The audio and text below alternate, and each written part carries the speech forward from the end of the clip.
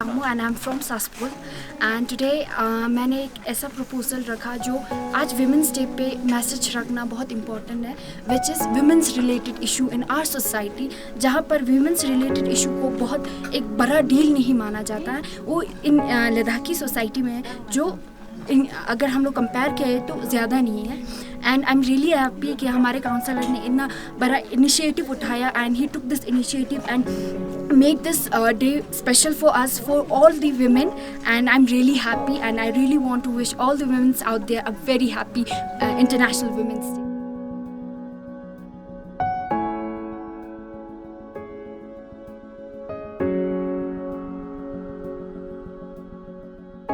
दोस्तों, क्या आप जानते हैं कि हमारे पार्लियामेंट में, लोकसभा में 542 एमपीज हैं, जिनमें से 461 पुरुष हैं और केवल 81 महिलाएं हैं। हालांकि कहा जाता है कि अभी तक का यह सबसे ज्यादा फीमेल रिप्रेजेंटेशन है पार्लियामेंट में, लेकिन क्या मात्र 15% काफी है?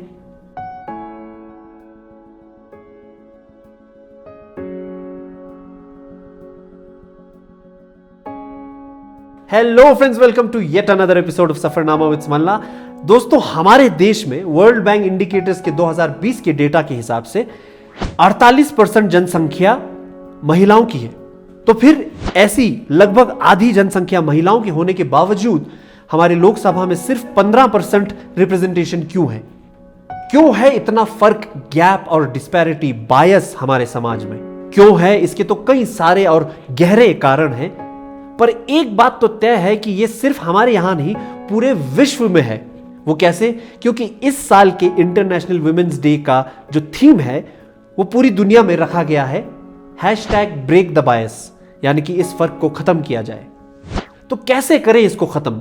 इस मुद्दे पे मैं लद्दाख के लेह डिस्ट्रिक्ट में एक काउंसलर होने के नाते अपने छोटे से क्षेत्र में एक इनिशिएटिव, एक पहल शुरू कर रहा हूं। इस पहल का नाम है मां, यानी कि मोलंग अमाले।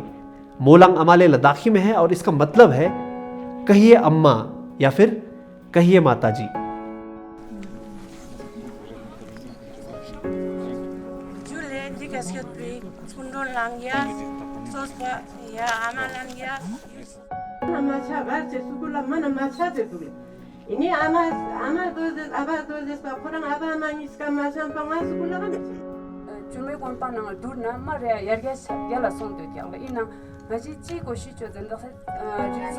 Kung ta politics nang kung source teno kung education nang sana kung ma pomogun kitnang chi changme na yargas yo nang teno. तो क्या है ये इनिशिएटिव? दोस्तों, में हर छोटे से छोटे फंड को एलोकेट करने से पहले हर पंचायत में, हर गांव में जाके उनके सरपंचेस, उनके नंबरदार और उनके जो भी गांव के प्रतिनिधि हैं, उनसे मिलकर, उनसे पूछकर तय करता हूं कि उस बजट को कैसे एलोकेट किया जाए। ऐसे में मैंने देखा कि गांव में निर्णय लेने वाले जो लोग हैं उनमें सिर्फ पुरुष ही पुरुष हैं। अगर कहीं एक महिला कभी दिख जाए तो वो बस इसीलिए क्योंकि गांव के अंदरूनी सिस्टम के हिसाब से या तो उनकी बारी आ गई तो उनको जबरदस्ती पार्टिसिपेट करना पड़ रहा है, या फिर कहीं पे रिजर्व्ड सीट होने की वजह से इलेक्शन में बिना खड़े हुए उनको खड़ा करके उन पे थोप दिया गया है। खुद से इलेक्शन लड़के जीत के ऐसी पदों पे बैठी हुई कोई महिलाएं मुझे दिखती ही नहीं है। तो इस मां इनिशिएटिव के तहत, मोलंग अमाले नाम की इस छोटी सी पहल के थ्रू मैं 2 उद्देश्यों को, 2 ऑब्जेक्टिव्स को अचीव करने की कोशिश कर रहा हूं। पहला एक शॉर्ट टर्म ऑब्जेक्टिव है कि कैसे हम आज ही नहीं तो जल्द से जल्द हमारी माताओं को इस तरह के डेवलपमेंट रिलेटेड डिस्कशंस में, प्रक्रिया में, प्रोसेस में पार्टिसिपेट कराएं, उनको एनकरेज करें कि वो आएं और अपनी महत्वाकांक्षाओं को, सपनों को, जरूरतों को हमारे साथ शेयर करें और फिर हम उसी हिसाब से हमारे फंड्स को एलोकेट करें और प्रपोजल बनाएं। आज इन्होंने पार्टिसिपेट किया और हमें ऐसी प्रपोजल्स हमें पता चला जो खुद अगर सोचने बैठते तो कभी सोच ही नहीं पाते कि हमारे अमाले और नोमोलेग्स को ये सब भी झेलना पड़ता है। और दूसरा ऑब्जेक्टिव लॉन्ग टर्म है कि कैसे हम हमारी नोमोलेस को, हमारी बहनों को जो 18 साल की उम्र से छोटी की हैं, उनको हम कैसे एनकरेज करें, मोटिवेट करें, इतना मोटिवेट करें कि हमारा समाज बदल जाए और औरत और मर्द, जो महिला और पुरुष के बीच में असमानता है, वो खत्म हो जाए।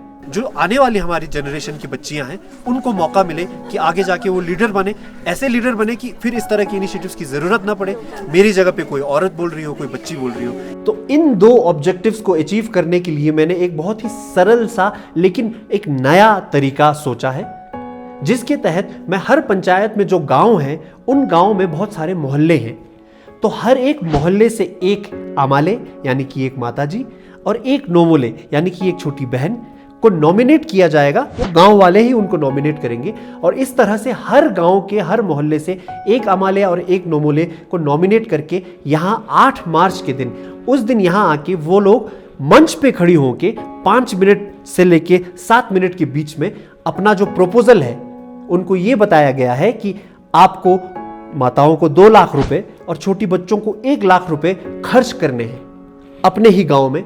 तो वो प्रपोज करेंगे उन 5 से 7 मिनट के बीच कि उस पैसे को कैसे खर्च किया जाए, कहां पे उस पैसे का इस्तेमाल किया जाए ताकि उनके गांव का विकास हो। इस तरह से हम दोनों ही ऑब्जेक्टिव्स को अचीव करने की कोशिश कर रहे हैं।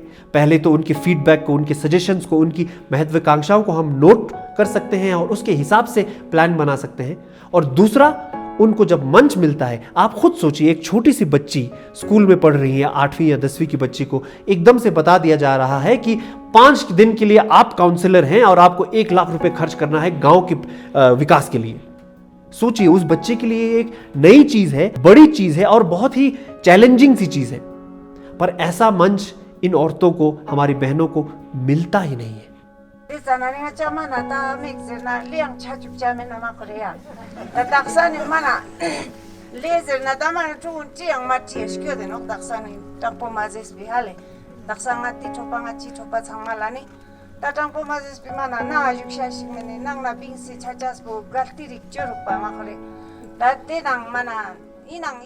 और फिर हर मोहल्ले से आए हुए इन प्रपोजल्स को हमारे कुछ चुनिंदा जजेस कंपेयर करेंगे और उनमें से हर गांव में से एक विनर औरतों में से और एक विनर बच्चियों में से निकाला जाएगा और उनका जो भी प्रपोजल है उसको मैं काउंसलर अपने फंड में से फंड करूंगा।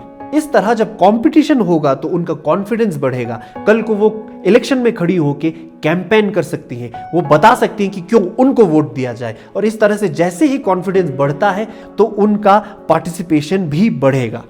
उम्मीद है कि मेरे जैसे छोटे छोटे जनप्रतिनिधि अपने छोटे छोटे क्षेत्रों में इस तरह की पहल अगर शुरू करते रहें और हमारी माताओं और बहनों को एनकरेज करते रहें तो बहुत ही जल्द पूरे देश में वुमेन पार्टिसिपेशन में बढ़ोतरी जरूर आएगी।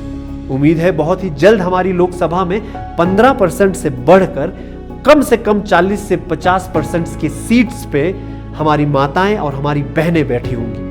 तो दोस्तों, इस छोटी सी पहल के जरिए मैं हमारी माताएं और बहनों को हैप्पी वुमेन्स डे कहना चाहता हूं और इस ब्रेक द बायस की लड़ाई का हिस्सा बनने में मैं बहुत गर्व महसूस कर रहा हूं। तो मिलते हैं एक और एपिसोड में अगली बार, तब तक के लिए नमस्कार, जय हिंद।